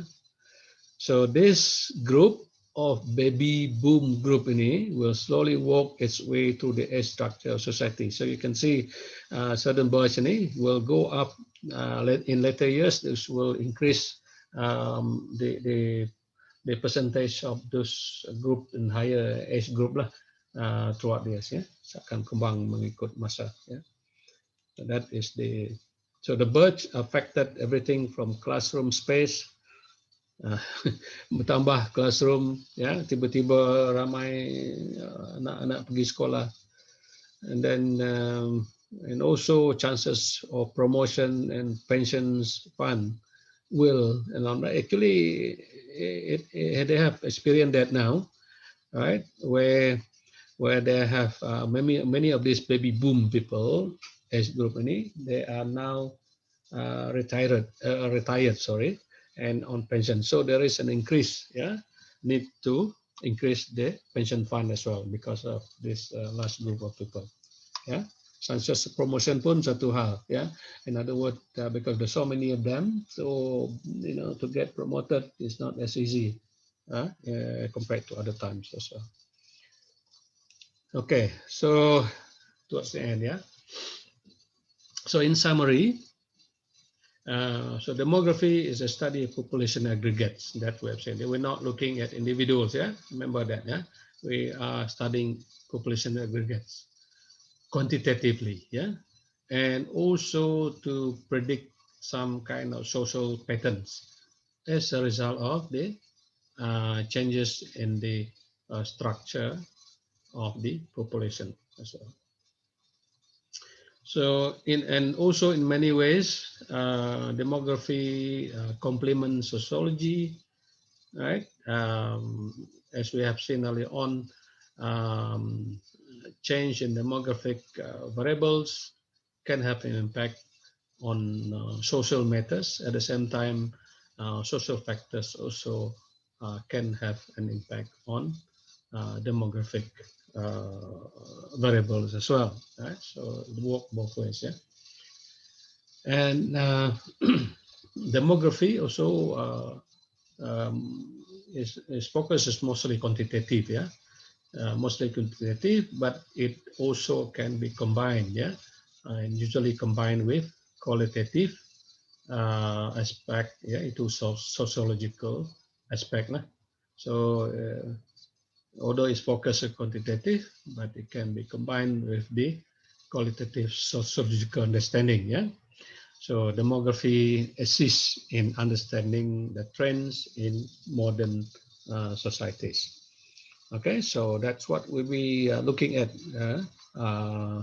throughout the semester. We try to look at the impact of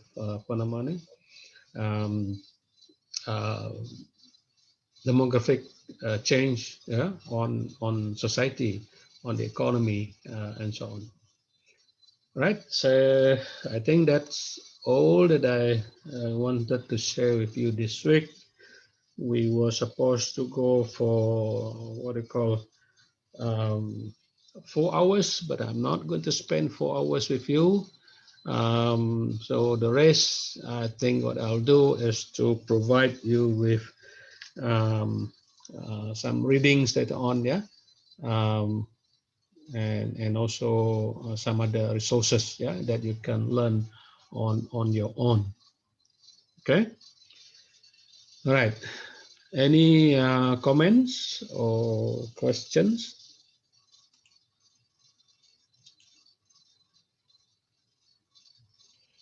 Okay. I think no, sir. Okay, tak ada. Hmm. Heli, boleh saya panggil Heli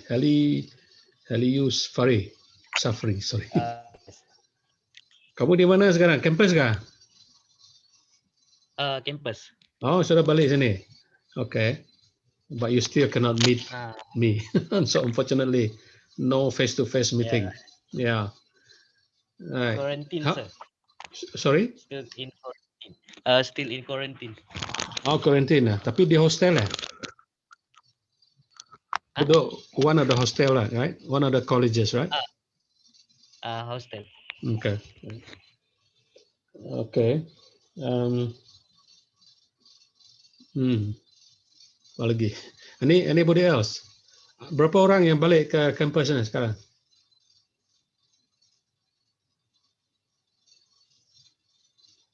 Do you have any? Okay, sorry. Campus you're supposed to have access lah dari segi internet kan? Ada wifi and all that. Yeah. Right? Yeah. Okay. Wi-Fi. Oh, that's good. Yeah. Right. The rest of you who are not on campus, I assume you are okay with your internet. Tapi saya seperti yang saya kata tadi, I don't want to burden you so much with your apa nama ni, because it involve money. Yeah, when you are online, you use your data, and that you have to pay for it. Yeah. Um, so the longer the online is, the more money you spend lah. Okay. So saya rasa 2 jam of online lecture should be okay, but we will have some other activities maybe some other time during maybe not during the lecture time. Ya, mungkin masa lain saya boleh bagi uh, apa nama some other activities nanti. Okay, No Cahaya, how are you doing?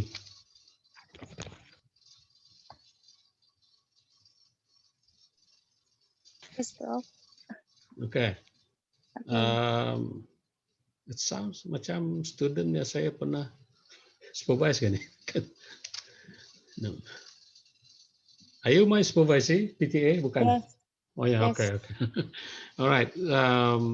Continue lah with your work on PTA, and all of you actually, yeah. Just continue. Bagi yang belum collect data, please just go ahead and do your data collection. Bagi yang sudah tu, then you can start some kind of data analysis lah. Okay, any other question? Let me check. Let me check QR code. Okay, all right, thank you. I'll share with you the QR code again. Okay, sementara tu boleh you still can ask question ya kalau ada soalan ataupun komen.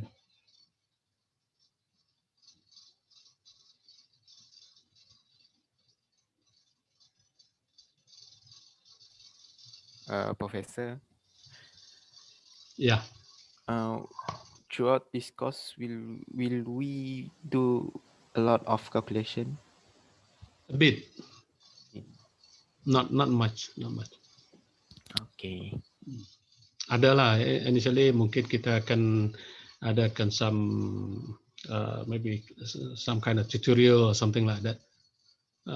Just to make sure you understand how calculations are made. Okay, so It's not too complicated.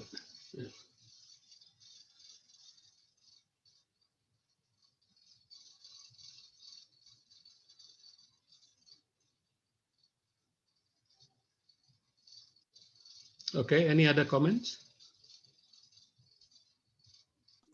Prof, Yeah, Elena. Yeah, correct. Go ahead. pasal berkaitan dengan baby boom tadi kan, Uh-huh. ada tak contoh negara yang mengamalkan, bukan mengamalkan, macam yang menggunakan kaedah tu? Okay, baby boom is not a method actually. It is a situation. Ya, satu keadaan yang terjadi secara natural. Ya, baby boom tu merujuk kepada keadaan di mana tiba-tiba saja, ya. The number above, the bilangan kelahiran tu suddenly meningkat, ya, meningkat, ya, dengan apa nama, all of a sudden lah, okay, within that particular years tadi. Now remember, seperti saya kata tadi, kebanyakan, not all lah, especially the army yang pergi berperang tu, the soldiers, they are very young. They are like 20 years old. Some are as young as 18 years old, sebagainya. And they were recruited to join the army to go to war. So lepas mereka mungkin berperang dalam mungkin setahun 2 tahun, and when they come back, they settle down. Yeah, and they get married, right? And so they have children. Yeah, so that's the apa nama yang menyebabkan the US di Canada, ya, tiba-tiba keadaan demografer pun terkejut. Demografer terkejut melihat apa nama ni kadar kelahiran tiba-tiba tinggi. Ya, all of a sudden, instead of, for contohnya, instead of the usual 2.5 per 2.5 what let's say 25, ya, tiba-tiba dia sampai 40, ya, per thousand, for example, ya, in terms of the birth rate. Okay, for that particular span of time. Tapi dia tak panjang era ni. Tapi kesannya adalah because when this baby is born, soon they go to school and all that, so they require more classes and all that, and then they grow up as adults. So suddenly you could see the surge. Dia macam, can you imagine kalau ular makan ular, menelan ayam ke apa ke, whatever small animal, you could see the birds, budging dekat on the underneath the skin of the snake itu, as it goes down, from daripada mulut dia, nyawa dia, whatever, and all down to the intestinal sampai ke ujung. So that the bulging itu akan berlaku hingga ke umur yang apa namanya, umur dewasa dan umur tua lah nanti. Kesannya ke situ nanti, ya. So it's not a method, it's just natural, natural thing that happens, right? I don't believe it's a method at all. It's something that is not planned for, tidak dirancang pun, ya. Okay, Diana? Okay. Okay, Prof. Faham. Alright. Thank you. Yeah. Any other question or comment? Hello, Prof. Yeah. Saya pun nak tanya berkaitan mengenai baby boom sebab saya ada terbaca hari itu mungkin Malaysia akan mengalami baby boom dalam masa tahun depan atau 2 tahun akan datang sebab disebabkan PKP. Is it mungkin boleh terjadi? Sebab apa? COVID-19. Yes, pandemic sebab People- pelaksanaan People stay PKP. home. People Yeah. stay home. Ya, Bagi dia dah kahwin lah. ya. Okay. I used to joke with my friend, but that I told them there is a possibility ada baby boom next year. Tahun ini lah sebenarnya. This year, next year, there is a possibility. It is something unplanned, seperti kata kita dirancang, tapi because you stay at home, you go nowhere, all you have is just you, your wife, and all that, right? So it's a possibility, but I don't see that as something as great as what happened after the Second World War lah. Mungkin. We have yet to see the result, ya. Mungkin tahun ini kalau kita, if you follow the registration of birth in Malaysia, mungkin there is a sudden surge, in the number of birth. Possibility itu ada. Yeah. Okay. We're not sure, but I was also trying to predict that the same thing as well. Bukan saja di Malaysia, because all throughout the world, benda ni pun dilakukan lah. Di China pun dibuat lockdown and all that, kan.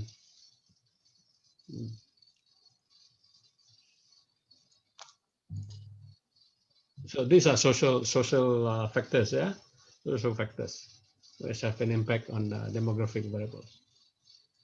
Okay, any other comments? Prof. Hello. Yeah, Heli.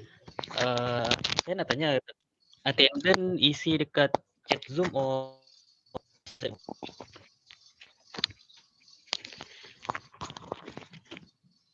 if there ada student yang tak ada tu, mungkin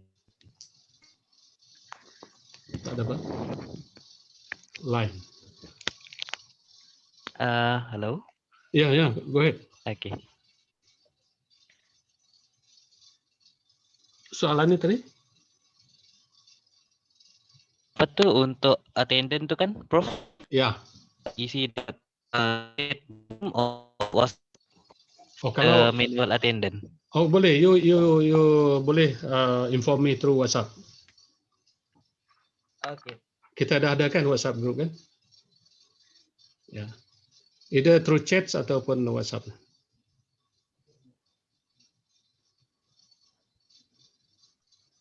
Okay, any other comments?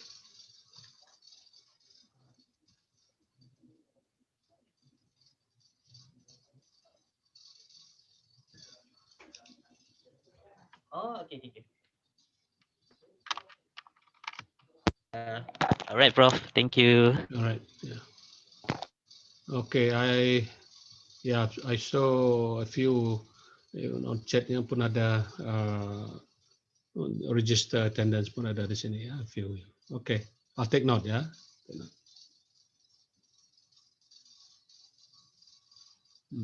Any other comment?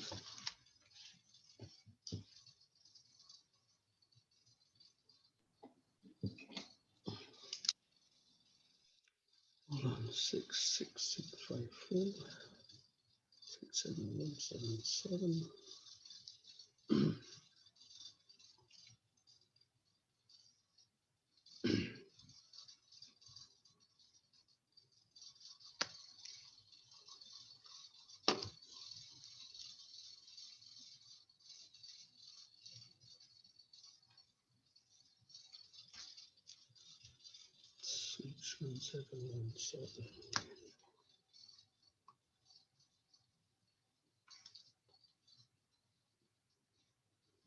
Six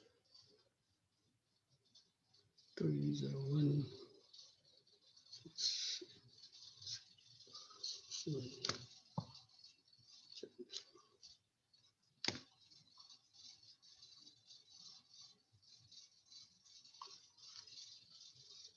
728.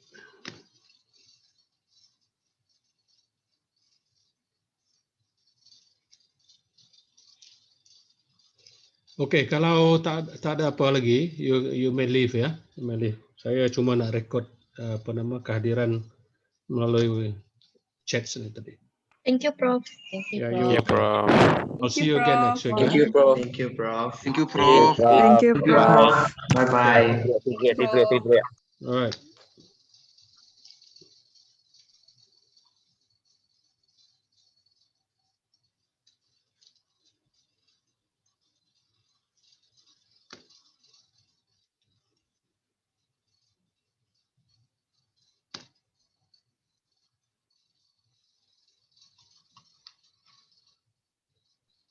Hello Prof. Ya. Boleh saya tanya tak untuk yang group assignment tu minimum 5 orang ke stick pada 5 orang saja? 5 orang. 5 orang saja. Okay. Thank Ya. you Prof. Okay.